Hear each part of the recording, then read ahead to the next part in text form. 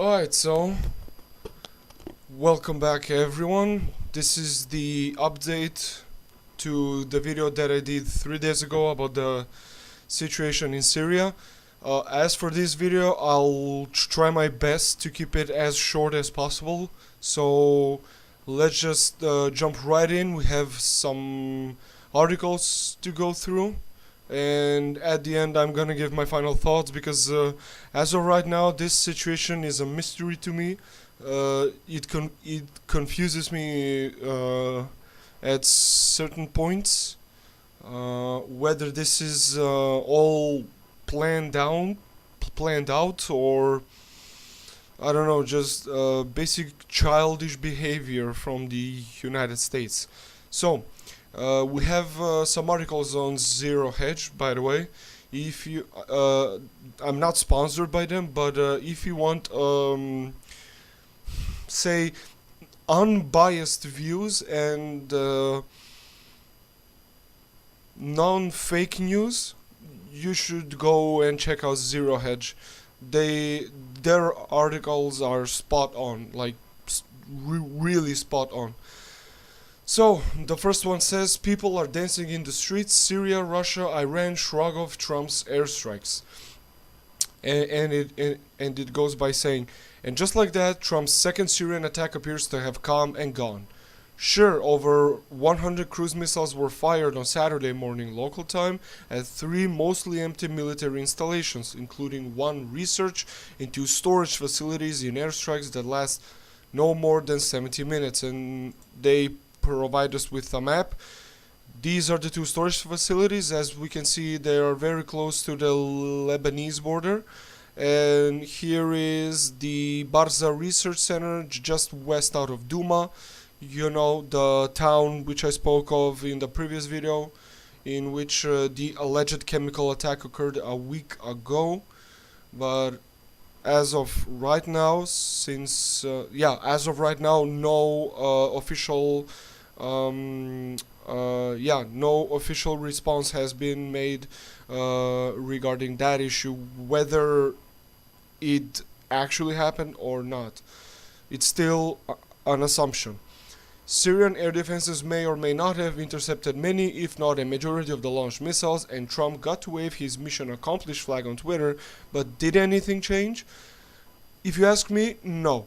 Not if one observes the response of the targeted nations. On Saturday, Syria, Russia, and Iran largely shrugged off the strikes by the United States, United Kingdom, and France against the 3 Syrian chemical weapons facilities, which naturally drew angry condemnations, but no indication that there would be a wider escalation, something that the public was tremendously feared of. The public was scared that if the United States have the balls to fire off missiles into Syrian soil or onto Syrian soil, that the Russians would then instead respond viciously by directly attacking the United States and bring about or plunge us into a chaotic war.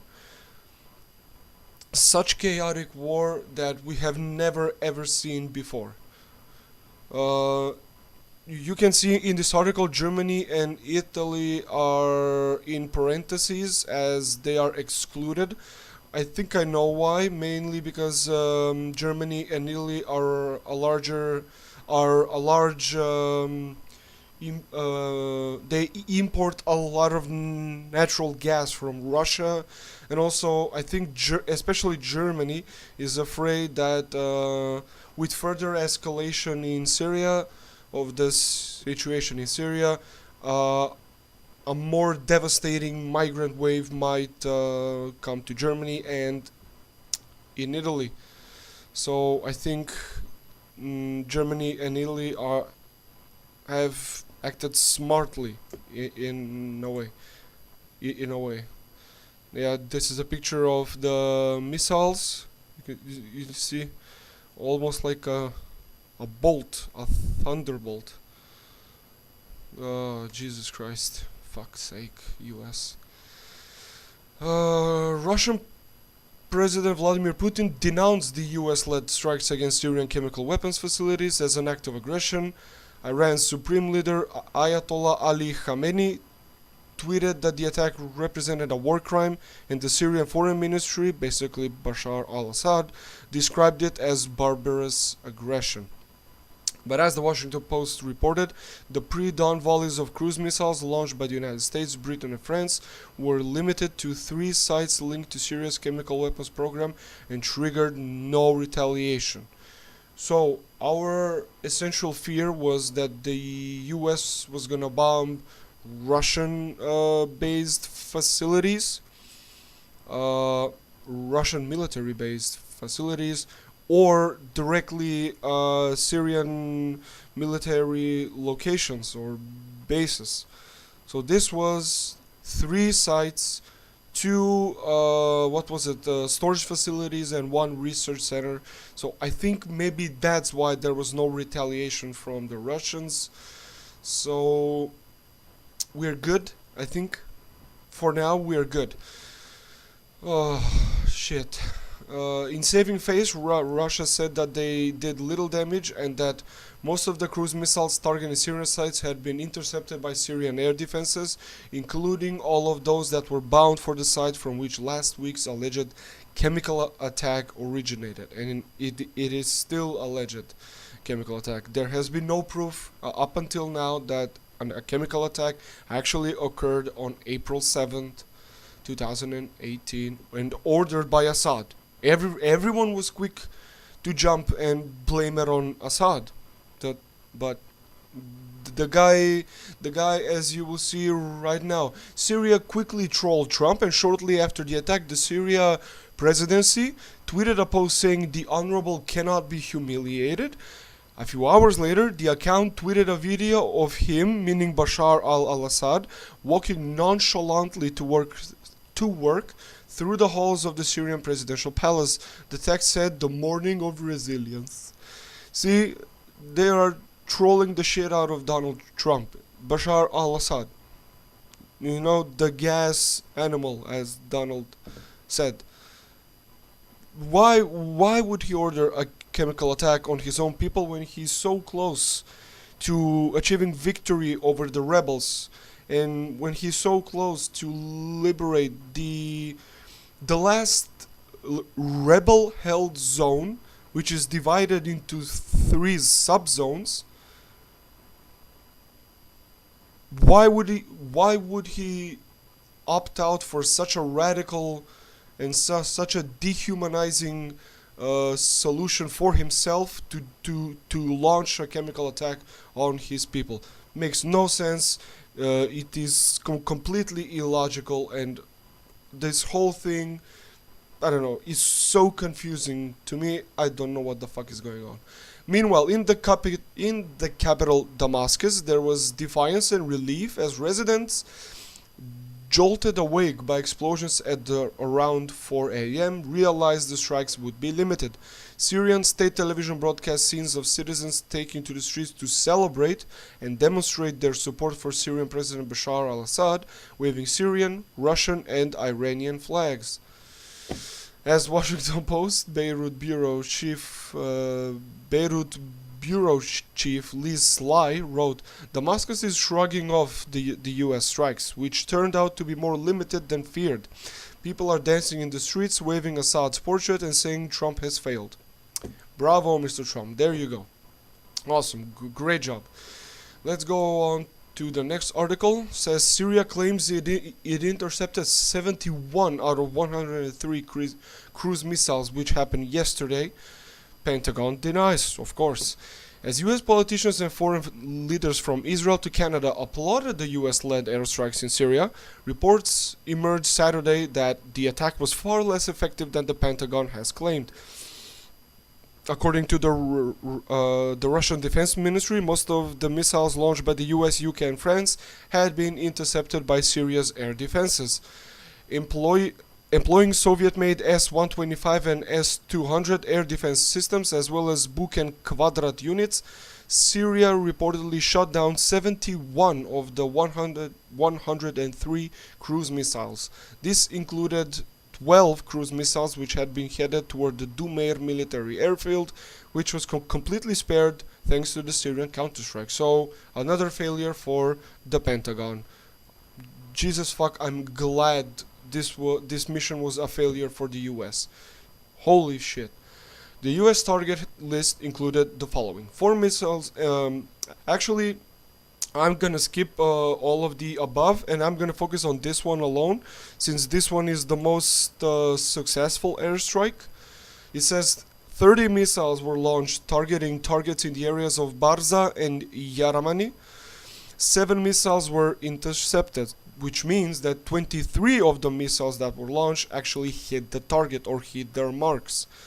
All of the others above, either all of them have been intercepted or only a few have hit the mark. So let's just skip right through that. A spokesperson for the Russian General Staff confirmed that no Russian defense systems were used to repel the attack, adding that Russia had declined to supply Syria with more advanced weapons, a decision it said it would reconsider in the future.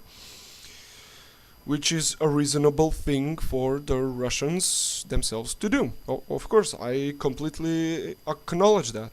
The Syrian air defense system has been conducting an anti-air fight. I'm sorry. A spokesperson for the Russian Ministry of Defense said. Furthermore, it confirmed that the Syrian military repelled the attack using weapons manufactured in the USSR more than 30 years ago. So a 30-year-old equipment from the Soviet era was actually more successful than what Donald Trump said in his previous Twitter storm, that be careful, Russia.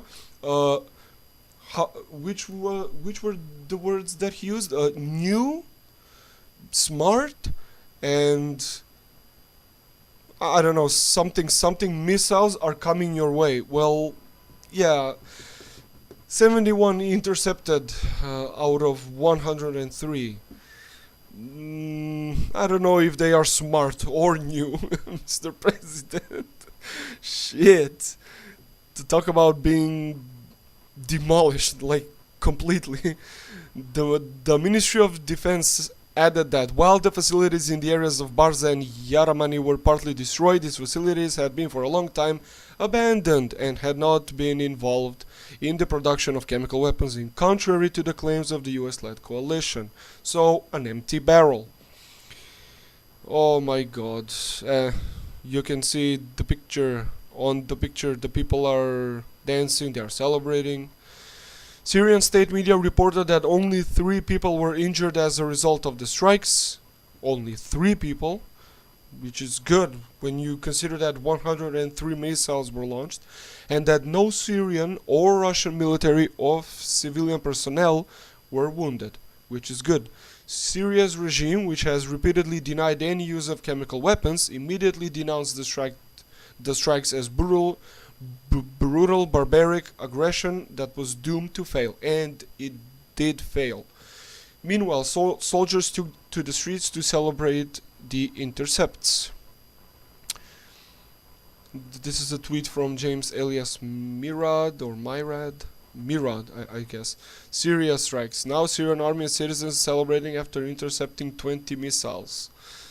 Oh, Jesus Christ. Predictably, the US offered a very different account of the airstrikes, of course.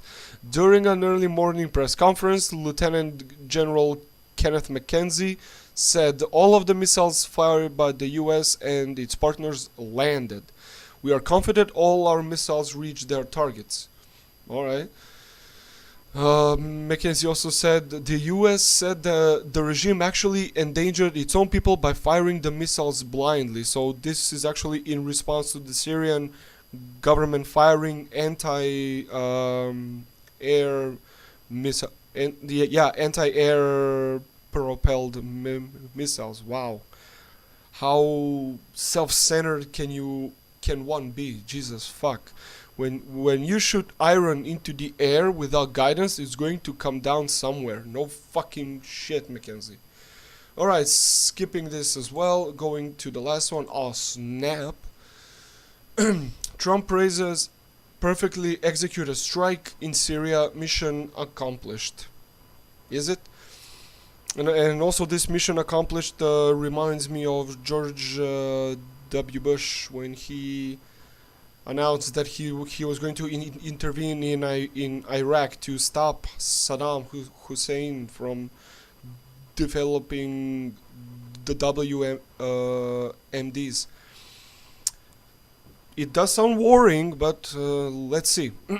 Investigators from the OPCW have barely begun sifting through the evidence on the ground in Douma, but that hasn't stopped the US, France, and the UK from patting themselves on the back for a job well done after last night's brutal bombing campaign in Damascus and Homs. And true to form, President Donald Trump was up early Saturday, as he is most weekends, to fire off a gloating tweet about the coalition's airstrikes, which purportedly targeted regime bases and facilities dedicated to the production of chemical weapons. In a series of tweets, the president lauded the perfectly executed strike last night and offered a quote-unquote thank you to France and the UK for their quote-unquote wisdom and the power of their fine military. Okay, so these are his tweets. So proud of our great military, which will soon be, after the spending of billions of fully approved dollars, the finest that our country has ever had. There won't be anything or anyone even close. So I'm guessing he passed, or Congress has passed, a bill for the military here. A perfectly executed strike last night. Thank you to France and United Kingdom for their wisdom and the power of their fine military. Could not have had a better result. Mission accomplished. This tweet actually reminds me of a teenager when he's on the morning after a blackout in the evening last night, which could also be interpreted like this: a perfectly executed rescue last night. Thank you to Francis and George for their wisdom and their power of their fine friendshipness for carrying me home while I was wasted. Could not have had a better result. Mission accomplished. Reached my bed. Fuck's sake, Donald. Of course, the president wasn't the only US politician to applaud the one-time military intervention in Syria. Of course, can you guess who it is? Going once, going twice? No, you don't need a third time. It's John McCain. The fucking globalist, the man who that has pictures of him taken with rebels, so-called, quote-unquote rebels in Syria, which later proved to be ISIS leaders.